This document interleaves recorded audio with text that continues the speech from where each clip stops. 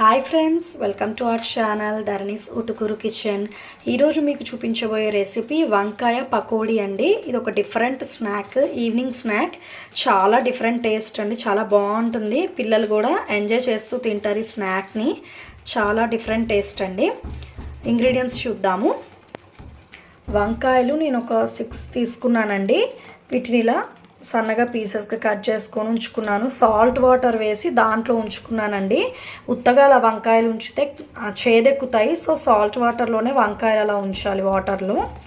నేను 3 ఆనియన్స్ తీసుకున్నాను. ఇవి కూడా కట్ చేసుకొని పెట్టుకున్నాను. పచ్చిమిర్చి 2 అండి ఫ్లేవర్ కోసము. 1 టేబుల్ స్పూన్ కారము. బియ్యపిండి 3 టేబుల్ స్పూన్స్ అండి. పుదీనా, కరివేపాకు, కొత్తిమీర, ఆయిల్. పకోడీ కదా, డీప్ ఫ్రైకి సరిపడినంత ఆయిల్ తీసుకోవాలండి.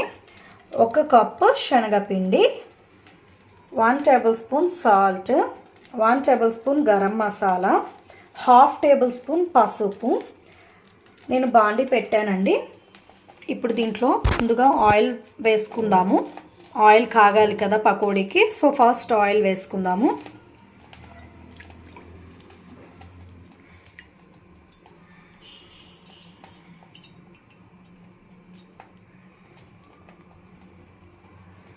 ఆయిల్ కొంచెం హీట్ ఎక్కాలండి.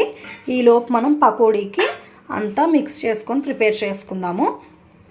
ఆ సాల్ట్ వాటర్లో నుంచి తీసి వంకాయలు ఒక బౌల్లో వేసుకున్నానండి. ఇప్పుడు ఒక్కొక్కటి మిక్స్ చేసుకుందాము.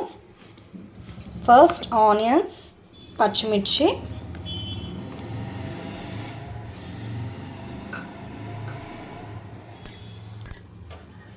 కొత్తిమీర,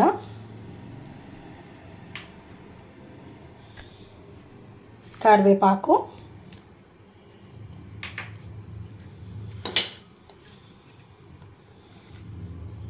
పుదీనా అండ్ కొత్తిమీర అండి మిక్స్ అయ్యి ఉంది. పసుపు,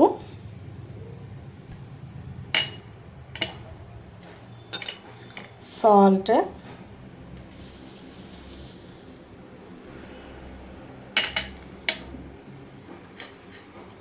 కారం,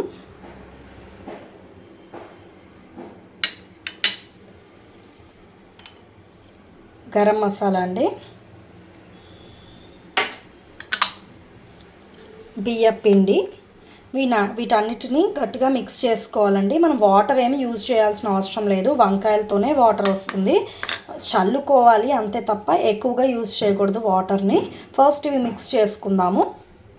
ఇలా మిక్స్ చేసుకోవాలండి. చూసారు కదా, దీంట్లోనే కొంచెం వాటర్ అనేది వస్తుంది. సో వాటర్ ఎక్కువ యాడ్ చేయొద్దు. ఒకవేళ మనం శనగపిండి వేసుకున్న తర్వాత కూడా మిక్స్ చేసుకున్న తర్వాత ఏదైనా అవసరం అయితే ఈ కొంచెం వాటర్తో చేసుకోవాలి. నేను దీంట్లో గ్రామ్ ఫ్లోర్ కూడా వేసుకొని చేద్దాము, మిక్స్ చేసుకుందాము. చూసారు కదండి, ఇలా మిక్స్ చేసుకోవాలి మొత్తాన్ని. నేను ఇందాక చూపించా కదండి మీకు టీ గ్లాస్లో వాటర్ కొన్ని, ఆ వాటర్ కొన్ని యాడ్ చేసుకున్నాను. ఇలా గట్టిగా కలుపుకోవాలండి. ఇలా గట్టిగా కలిపితే ఏంటి అంటే పకోడీస్ మనకి చాలా క్రిస్పీగా వస్తాయి, చాలా టేస్టీగా ఉంటుందండి. ఆయిల్ వేసుకున్నానండి. ఇప్పుడు ఇది కొంచెం హీట్ ఎక్కిందో లేదో చూద్దాము. హీట్ ఎక్కిందండి. ఫస్ట్ కొంచెం ఇలా అది పిండిని కొంచెం వేసుకున్నాను. హీట్ ఎక్కింది. చూసారు కదా పైకి ఎలా వస్తుందో. ఇప్పుడు మనం పకోడీలు దీంట్లో వేసుకుందాము. ఇప్పుడు మనం హీట్ ఎక్కిందండి, పకోడీస్ వేసుకుందాము. చాలా జాగ్రత్తగా వేసుకోవాలండి. పచ్చిమిర్చిస్ అన్నీ ఉంటాయి కదా, అవి చిట్లుతాయి. సో జాగ్రత్తగా వేసుకోవాలి.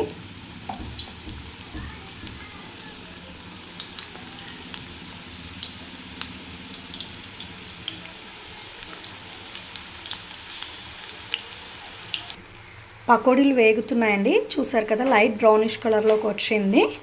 ఇంకొంచెం వేగితే సరిపోతుంది. నేను ఇలా టిష్యూని తీసుకున్నానండి. ఒక చిల్లుల బుట్టలో ఉంటుంది కదండి, ఇలా స్ట్రైన్ చేసేది ఆయిల్ది.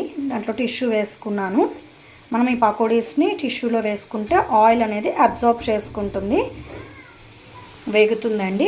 పిల్లలు దీన్ని చాలా ఇష్టపడతారండి. వంకాయ కూర అలా చేస్తే ఇష్టపడని వాళ్ళు పిల్లలు ఈ పకోడీస్ని అయితే చాలా ఇంట్రెస్ట్గా తింటారు. ఈవినింగ్ స్నాక్ కానీ లంచ్ బాక్స్లో స్నాక్స్లో అలా పెట్టచ్చండి. దీన్ని రసంలో బాగుంటుంది, పప్పులో కూడా తినచ్చు.